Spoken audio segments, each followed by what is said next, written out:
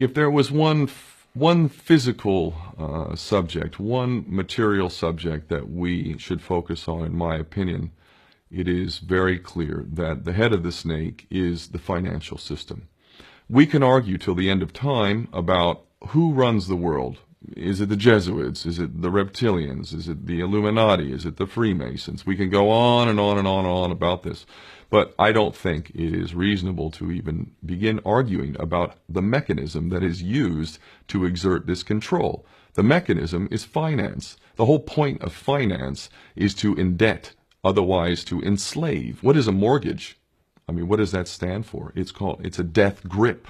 So when you get a mortgage, you have a death grip held over you because you are in debt. You don't even own the house. The bank owns the house that loaned you the money to buy the house, unless you're fortunate enough to have all the money to buy it outright. And even then, you can be taxed by the government, and if you fail to keep up with those taxes, the government can then take it from you. The whole system is based on a financial fraud, which effectively takes the power that we have, and it gives it to a tiny group of individuals who are running the world through the control of finance.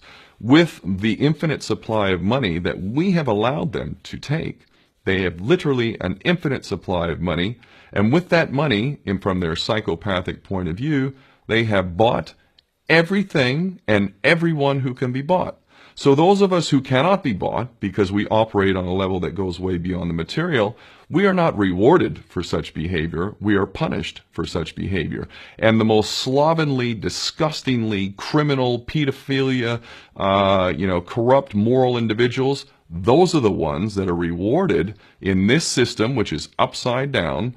We reward the pedophiles, we reward the corrupt, we reward the liars, we reward the people with no morals at all, and usually we compromise them under this system in terms of maybe a videotape. Maybe Barack Obama is gay. Maybe we have videotape of him having sex with another man, or perhaps some other acts that may be not so popular amongst many of the electorate. Or maybe we have videos of political leaders having sex with little boys or little girls. If I was in charge of the world and I was a psychopath and completely drunk on my own power, you can bet damn sure that's what I would do. I wouldn't allow anyone in a position of power who wasn't completely compromised. When you have an infinite supply of money, you can do this. Take that supply of money away, take that power back, put it in the hands of the people, get rid of fractional reserve banking, which is obscenity in itself.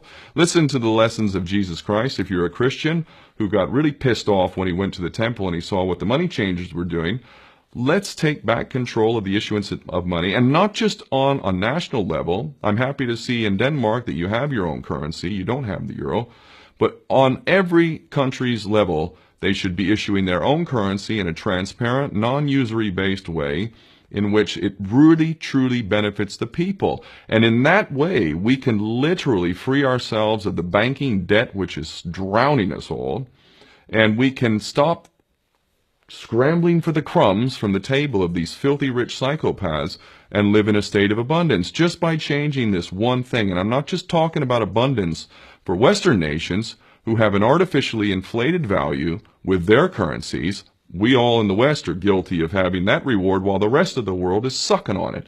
Every nation in the world can use a sensible financial policy to liberate themselves, to have world-class education, infrastructure. Everything that a healthy society would require can be had in the worst, most corrupt African country in any part of the world. We can all have that if we simply change that one thing.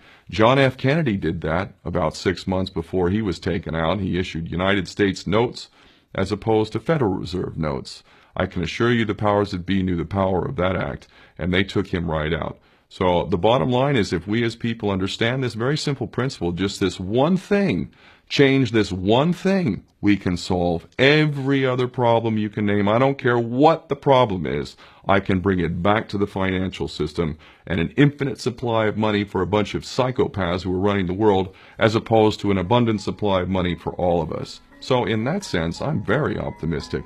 This is not rocket science. I am not the smartest guy in the room. We can all understand this. And as soon as we do, we can exercise the same power that we had, but relinquished, and we can have a future for ourselves and our children.